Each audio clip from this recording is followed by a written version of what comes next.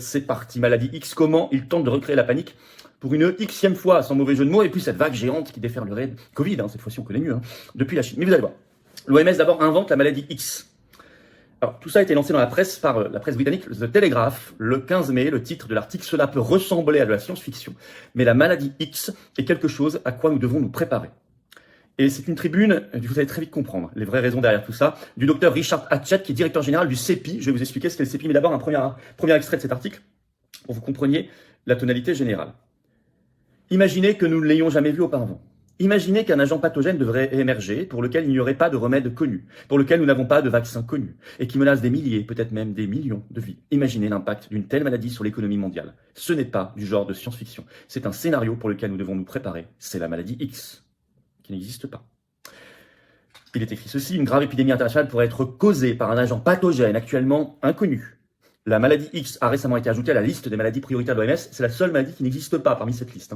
Les autres existent. On pourrait inventer aussi la maladie Y, Z, ou la maladie, je ne sais pas, éléphant rose, carte orange. Ça, c'est pas une maladie. Ça, c'est un doux remède. On peut imaginer plein de choses. Là, c'est la maladie X. Voilà. Alors, vous allez comprendre les vraies raisons de tout cela, et notamment pourquoi cette tribune est écrite par le directeur général du CEPI. Je vais vous lire un deuxième extrait. Révéler ces défis est la raison pour laquelle la coalition pour les innovations pour se préparer aux épidémies, donc le CEPI en acronyme anglais, a été créé. Le CEPI, je cite toujours, a été créé au début de 2017 par les gouvernements de Norvège et d'Inde, par la fondation Bill et Melinda Gates, par le Wellcome Trust et par le Forum économique mondial de Davos.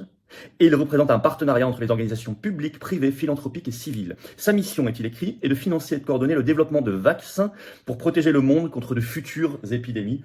Vous avez tout compris. Ça, c'est dans la tribune, dans l'article du Télégraphe qui lance médiatiquement, parce que vous allez voir, ça arrive en France, la maladie X. Et ça commence effectivement à se diffuser partout. Le New York Post l'a repris le 24 mai. Le titre, qu'est-ce que la maladie X ? Les experts de la Covid avertissent qu'il pourrait causer une pandémie plus meurtrière. Et il est écrit dans cet article du New York Post, c'est la dernière entrée dans la liste de l'OMS des maladies prioritaires, et elle porte un nom terrifiant, terme inventé par l'OMS en 2018. L'OMS a inventé ce terme juste avant le Covid, maladie X, mais c'est maintenant qu'elle le met sur la liste des maladies prioritaires. C'est pas pourquoi maintenant. Le but, c'est clairement de faire peur. Je vais vous lire un extrait de ce New York Post. Il n'est pas exagéré de dire, est-il écrit, qu'il y a un potentiel d'événement de la maladie X juste au coin de la rue, a déclaré le docteur Pranab Chatterjee, chercheur au département de santé internationale de la Johns Hopkins Bloomberg School of Public Health à Baltimore, déclare-t-il au National Post. Au coin de la rue. Alors c'est repris en France de plus en plus. On commence à avoir de plus en plus d'articles et de reportages. Par exemple, l'Indépendant, ce 26 mai, le titre « Après le Covid, qu'est-ce que la mystérieuse maladie X qui pourrait provoquer la prochaine pandémie mondiale ?» L'OMS et les scientifiques donnent alerte. Zoobiologie, bioterrorisme, accident de laboratoire, virus zombie. 3 petits points, les origines de cette maladie X sont nombreuses. Je cite. Sud Radio, ce 27 mai, a repris le titre « Qu'est-ce que la maladie X ?» contre laquelle l'OMS sonne l'alerte. Donc l'OMS sonne l'alerte contre une maladie qui n'existe pas. Alors on comprend mieux, on comprend ce qu'ont dit il y a quelques jours les patrons de l'OMS, mais aussi la Commission européenne. On comprend mieux l'alarme donnée au même moment par le patron de l'OMS et par Ursula von der Leyen. C'était le 23 mai, Tedros Adhanom Ghebreyesus, c'est-à-dire le patron de l'OMS, lors de la 76e Assemblée Générale de l'OMS, donc le 23 mai, déclare, je cite, « Le monde doit être prêt pour la prochaine pandémie. Il y a menace d'émergence, dit-il, un autre agent pathogène au potentiel encore plus mortel. Il ajoute, la prochaine pandémie frappera à la porte et elle le fera. Nous devons être prêts à y répondre. » Ursula von der Leyen, elle, dans un tweet, le 20 mai, écrit ceci, toujours en ligne, elle appelle à se préparer à la prochaine pandémie. Bon. Alors, il y a une ultime répétition générale, cette vague géante Covid, très virtuelle aussi. On est vraiment maintenant dans le virtuel, quand il n'y a plus, on invente. En Chine.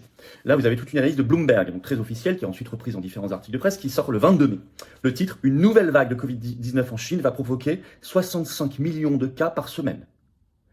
Il est écrit dedans, la Chine est susceptible, maintenant c'est susceptible, c'est plus, le titre est, vous remarquez, le titre c'est va provoquer, dès qu'on commence à lire, c'est est susceptible de.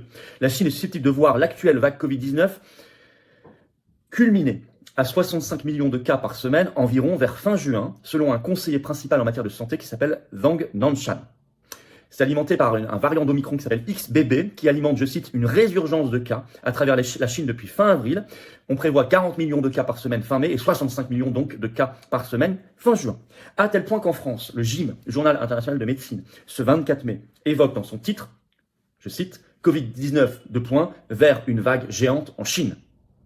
Vague géante. Vous imaginez le raz-de-marée, le tsunami qui déferle. Ça s'ajoute au même moment au narratif de la maladie X. Alors en conclusion, tout ça, on l'espère, du plus grand monde. Mais ils n'ont pas forcément lâché l'affaire. Et moi, je trouve qu'il y a beaucoup de signaux en ce moment aux responsables, l'Union européenne, OMS, etc., qui nous parlent de la prochaine pandémie très meurtrière, etc. Je trouve qu'il y a des signaux. Voilà, je le dis, je partage avec vous, c'est pour ça aussi que je fais cette vidéo. Il faut être en alerte. Au mieux de toujours être prévenu et en alerte. Derrière, vous avez compris, dès que je vous ai lu l'histoire du CEPI, dès le début de l'article du Télégraphe, ce truc-là, avec la fondation Gates, le forum de Davos, etc., c'est une affaire de gros sous, probablement risque de corruption. C'est le système OMS, dont l'Union européenne fait partie. C'est pour ça qu'on fait la pétition nationale pour sortir l'OMS, qui est en lien sous la vidéo en description. N'hésitez pas à la signer, à la relayer si ça n'est pas encore fait. J'alerte par rapport à une probable propagande de peur à venir, qu'on voit commencer à s'installer. Surtout que le mot maladie X, en soi, il peut être un peu inquiétant. Et c'est fait exprès, c'est voulu. Donc partagez. Je crois que c'est de salut public, partagez cette vidéo.